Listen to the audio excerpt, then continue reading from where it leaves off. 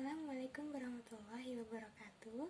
Saya Novi Nur Ramadhani, UPBJ Jogja dari Prodi Perpajakan D3. Di sini saya akan mempresentasikan mengenai gagasan tentang COVID-19 yang sedang marak ini. Coronavirus adalah virus yang menyerang pada sistem pernafasan. Penyakit akibat infeksi virus ini disebut COVID-19. Virus corona bisa menyebabkan gangguan ringan pada sistem pernafasan, infeksi paru-paru yang berat, hingga kematian. Pada tanggal 31 Desember tahun 2019, WHO mendapatkan informasi mengenai COVID-19, mengenai kasus pneumonia yang terjadi di kota Wuhan di Provinsi Hubei, negara Cina.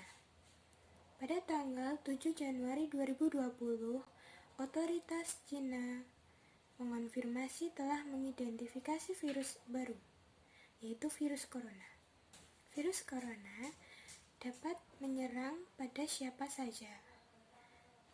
Bisa saja terjadi pada lansia, orang dewasa, orang tua, anak-anak, maupun bayi.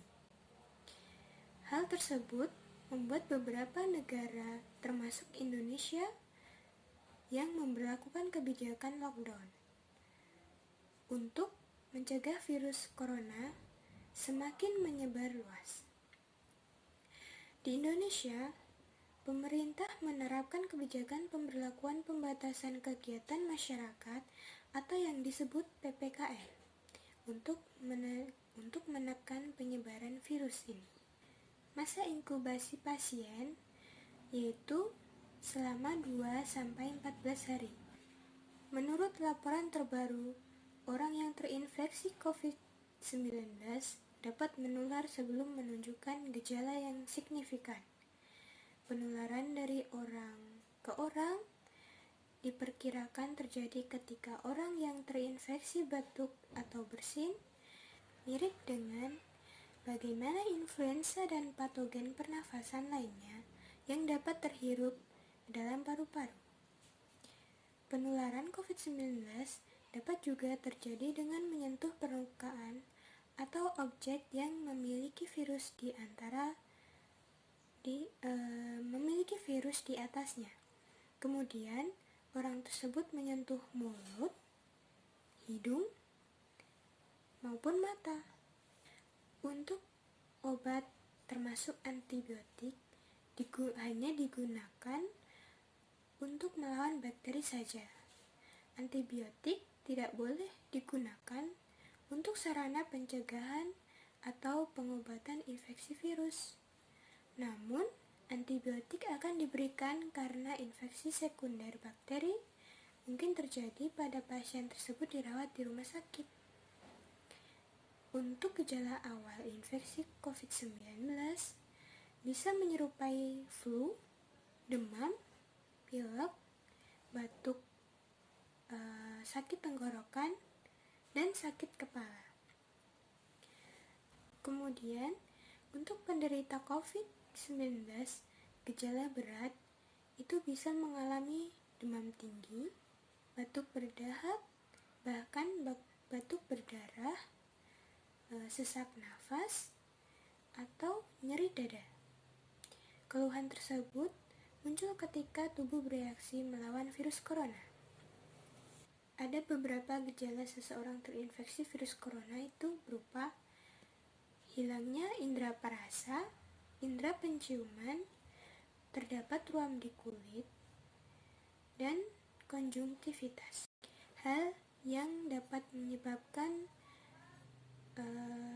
munculnya virus corona ini yaitu tidak sengaja menghirup percikan ludah yang keluar saat menderita COVID-19 batuk atau bersin. Yang kedua, memegang mulut, hidung, atau area muka tanpa mencuci tangan terlebih dahulu. Melakukan kontak jarak dekat dengan penderita COVID-19. Yang terakhir, melalui benda yang sering disentuh dan tidak pernah dibersihkan. Agar terhindar dari COVID-19 ini, Anda dapat melakukan pencegahan berupa: pertama, cuci tangan dengan air mengalir dan sabun. Kedua, hindari keramaian. Ketiga, menjaga jarak jauh sejauh 1 meter. Keempat, hindari melakukan kontak langsung dengan orang sakit. Kelima, konsumsi vitamin yang berguna untuk menjaga kekebalan tubuh. Yang keenam, gunakan masker saat keluar rumah. Berikutnya, selalu membersihkan barang-barang yang sering disentuh. Melakukan vaksinasi untuk membentuk kekebalan tubuh terhadap virus corona. Jangan menyentuh area wajah sebelum Anda mencuci tangan. Yang terakhir, tutup mulut, hidung saat batuk atau bersin, atau bisa juga menggunakan tisu. Tetapi setelah digunakan, tisu tersebut harus segera dibuang. Untuk orang yang diduga terkena COVID-19, ada beberapa langkah yang bisa dilakukan agar bisa menghindari atau tidak menularkan virus corona kepada orang lain.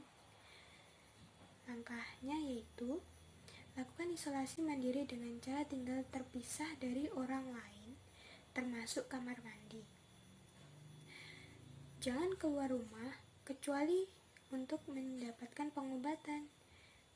Ketiga, hubungi pihak rumah sakit untuk menjemput bila gejala yang Anda alami bertambah berat. Sebisa mungkin, jangan lakukan pertemuan dengan orang-orang yang sedang sakit. Hindari berbagai penggunaan alat makan dan minum, alat mandi, serta perlengkapan tidur dengan orang lain. Yang terakhir, pakai masker dan sarung tangan bila sedang berada di tempat umum atau sedang bersama orang lain. Demikian presentasi dari saya. Saya akhiri.